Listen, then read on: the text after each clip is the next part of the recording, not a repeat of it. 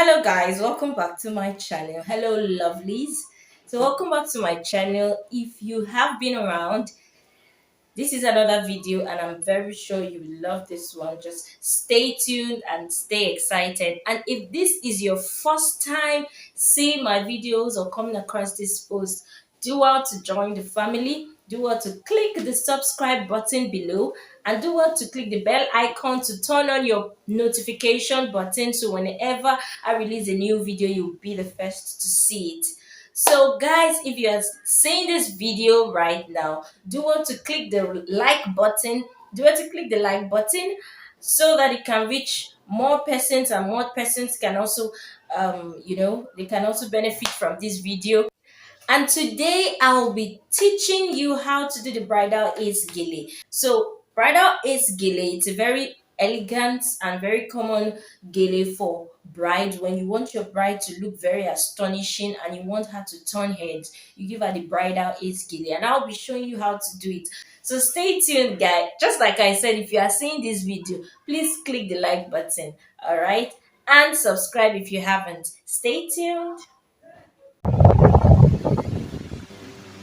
So hey guys, um, I'm going to be tying the um, ace gele, bridal ace gele. I'm going to be using this gele, Do want to watch this video to the end. It is very detailed. So all right, stay tuned. So I'm folding my gele into like a 70-30 pattern, meaning a side will be way longer than the second because you need to wrap it around. So now I'm going to, you see, I'm doing it in a V shape and I'm going to be layering the pleats, the opening pleat. You can see I'm using my thumb and my index finger to layer the pleats on her head slanted. This is because I want to make the front a V shape. So I did about 6 pleats. I told my model to hold it at one end. So for your V shape to form, one of the end will be above the ear while the other end will be behind the ear. So you can see it, one is above the ear, and all your pleats must meet behind your client's ears. The pleats must meet behind. So this one I'm doing it behind my client's ears and all the pleat is meeting there. So I'm just going to like pin it down just to like secure the pleats and tell my model to hold it. That side I left is a bit small, so I later had to adjust it a little. That's the 30 side is a bit short, so I had to adjust it a little. This is because my gele is short and small. For your bridal ace gele, you would need to use a very fuller gele and longer gele for it to form very well and very big. So I'm just wrapping it round. I'm taking the 70 part and I'm going to turn it round her head, this time bringing the other part above her ear. Okay, I'm just ensuring that my pleats are neatly placed because that is where the beauty lies. So I'm bringing it above her ears just like the other side, and this is giving the V shape.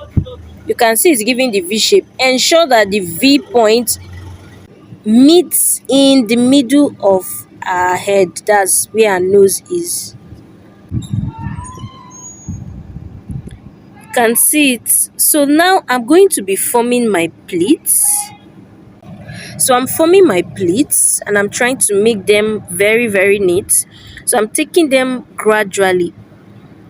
I don't want to exhaust all the part of the other side of exhaust all my gele. So I'm just going to be taking a few pleats so I can start making the ace. Like I said, your bridal ace, for it to be very, very elegant, it must be very full, and meaning your gele must be very big.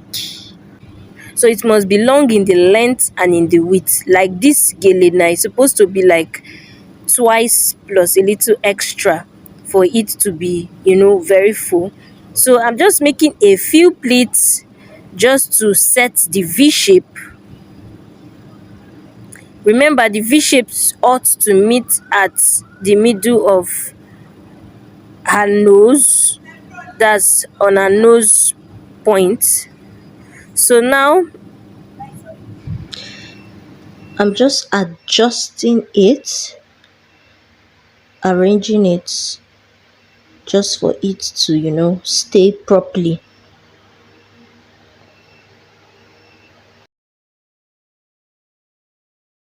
so where it meets the middle, when it meets the middle of her nose, I'm going to draw it. I'm going to fill in the pleats just there. I'm going to fill in the pleats just there. So you can see it. I'm going to pin it. This is because I don't want any extra work, maybe the pleat having to lose. So I just pin it so it's super easy for me.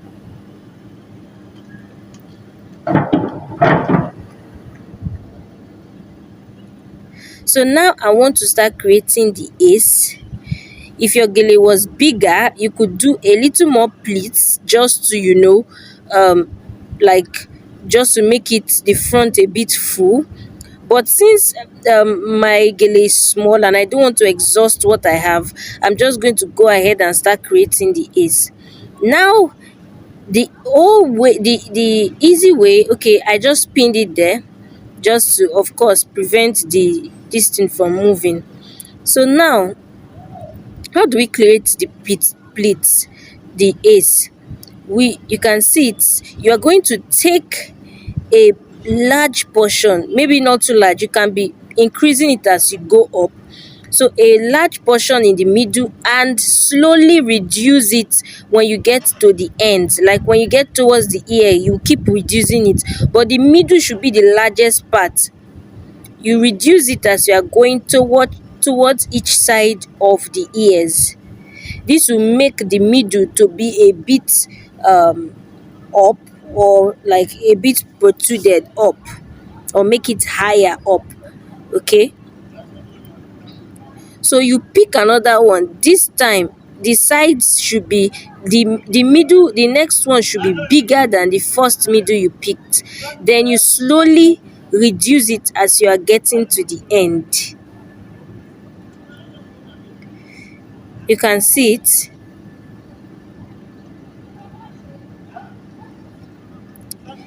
You can see it is, you can see it's forming very well. It is forming. Just ensure that your pleat is very neat. So normally my where my hand is, my model ought to be holding it to secure it, but she's holding the other side. So I'm just going to be, fixing it well. So of course, I'm just, doing the same thing, slightly increasing the middle and reducing it at the end. You can see it's already forming, and if my gele was bigger, by the time I'm done, it'll be very, very full. But since my gele is small, I just have to make the best use of it. So I'm pinning it there because my model's hand is busy. So I'm arranging it. I'm just trying to make sure that I don't miss a pleat and my pleat goes very neatly. Sorry that my clothes is, or my body is taking or covering the model. It's because my camera is in a static position. So I'm taking it. This, I've already gotten to the end, or the tip of the gele. So I'm taking a wider end and reducing it towards the both sides. Like I said, if my gele was bigger, it would have not reached the end yet. So I would have kept on going, but I wouldn't have taken the size I'm taking. I would have started going in with smaller sizes and working my way up. But because my gele is small, I had to take bigger sizes just for the gele to look bigger and fuller.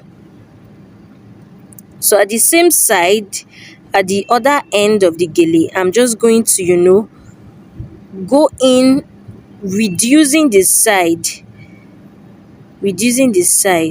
yes. You can see it. You can see the ace is already forming.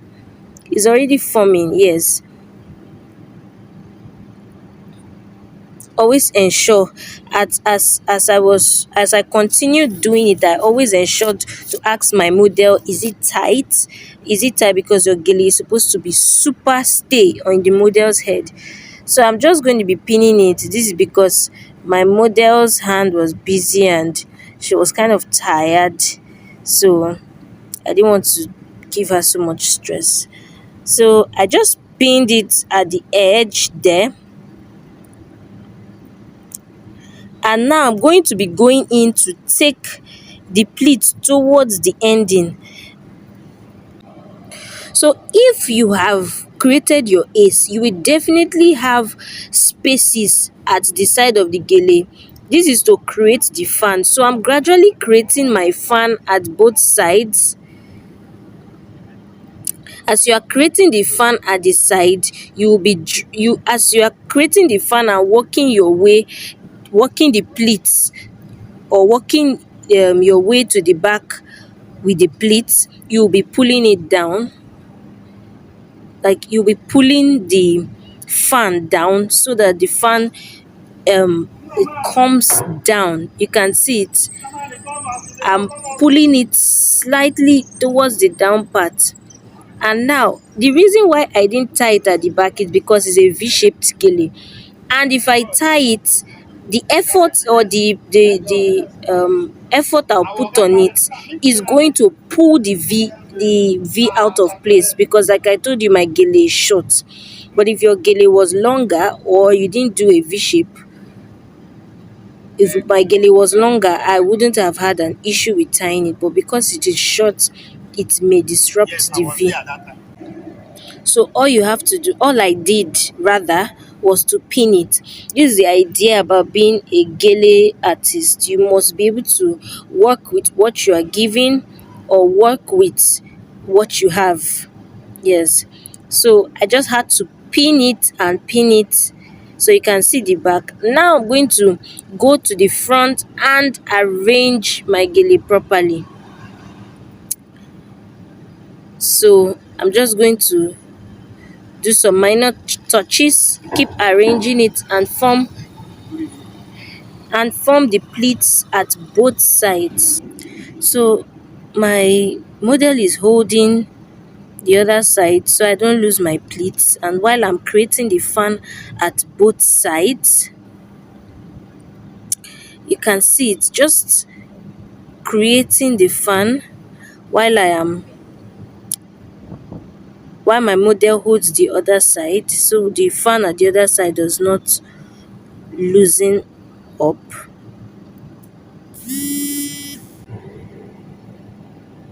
So I'm just going to be pinning where needs pinning, adjusting wherever needs adjusting based on whatever you need to correct.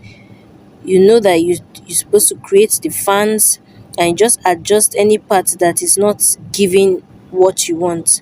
So I'm going ahead to do the second side of the gele. So you can see it.